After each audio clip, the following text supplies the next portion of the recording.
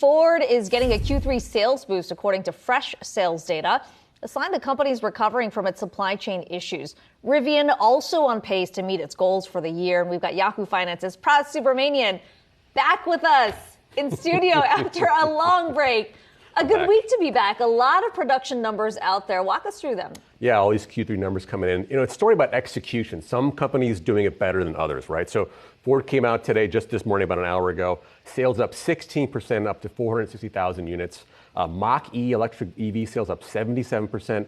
SUV sales up 33%. Also GM had a big 24% up quarter compared to last year too. And then you mentioned Rivian, right? So Rivian, this is a company that's sort of a beaten down name, gaining some momentum here. About 7,000 trucks they built last quarter. That follows up on the 4,400 from Q2 and about 2,500 in Q1. So they're really ramping up there. They say they're going to hit that 25,000 yearly forecast for them, which would be a big deal. And I think that shows the company is on the right path, and hopefully they can start making enough trucks that are also not so grossly from a negative profit point of view. Hopefully get to that point where there's actually parity. So I think there's like they're doing well. GM, Ford, but Nissan, Honda, not so well. And I think it's a problem with the component shortage. They can't weather that yet. Hopefully by next year they can get those components that they need. And this is, of course, coming on the back of the biggest EV player, Tesla, putting out their numbers that were kind of disappointing over the weekend. Yeah, disappointing in the sense that they missed the mark in terms of what the street was looking for, but they still had a record quarter, around 350,000 vehicles last 343 in deliveries last quarter. So they are still trending higher, a little bit below what they said they would, what the street wanted. There's a concern there that is demand drying up. I think we'll hear more about that next quarter. As far as I can tell, it seems like they can't make enough cars to sell. So we'll see in Q4, which is traditionally their biggest quarter. So Tesla is bouncing back today, up about 5%. But yesterday, it was down on those numbers. And then we got this Twitter beef, can we call it that? Elon Musk putting out this tweet. Let's try to run through these for you. Elon Musk, first of all, put out this tweet talking about the annexation of these Ukrainian or Russian-controlled Ukrainian territories, saying you should redo the elections of these annexed regions, Crimea formerly part of Russia, as it has been since 1783, and then said Ukraine should remain neutral. That, as you can imagine, invoked a lot of responses on Twitter. Here's one that came through. Well, that's Elon Musk there, but we also got one from Ukrainian President Volodymyr Zelensky saying, which Elon Musk do you like more? One who supports Ukraine, one who supports Russia. It gets better, Pras.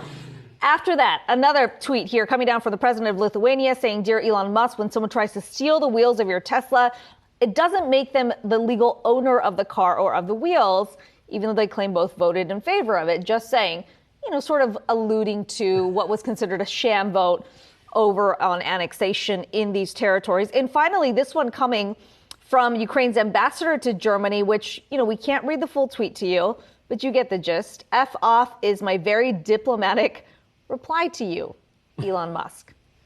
So here's the thing. It's, Elon Musk is no stranger. He does like to weigh in on these things, but was this a way to distract from the stock price yesterday? I didn't think about that as a distraction from the production numbers, but I will say that you mentioned it in your tease to this segment he needs to stay in his lane, right? Musk has already got. He doesn't know how to. He doesn't know how to. He likes to be part of the conversation, or at least show that he knows what the answers to every problem. When it comes to EVs, robots, space, digging, right? Boring company. Those are his lanes. That's a lot on his plate already. To weigh in on geopolitical concerns like Russia versus Ukraine, and then on buying Twitter, things like that. These are all distractions that, he's kind of shown in the past he could actually have these distractions, still, make his company successful. So at a certain point, we got to ask, are you taking on more than you can chew? Are you in too many lanes at once? I think he's really getting kind of smacked down here by a lot of people who know more. And the Gary Kasparov stuff, we didn't even talk about that. He said Gary Kasparov what have you done lately? This guy has been in jail. He was beaten by the Russians. He's head of the Human Rights Foundation. He clearly doesn't know much about Gary Kasparov, right? So he's a brilliant guy, but he just is he needs to go back in his lane. Something tells me he still really enjoyed all the attention that he got from this. Yeah, it's the Kanye effect, right? How do you sell more cars? Start more controversy. I think that's sort of what's going on. Yeah. This is a new one, though, I have to say. I mean, the president of Lithuania and Ukraine weighing in. Well, we'll see. We'll continue to watch. Pras, thanks for that. Yeah. Stopping by.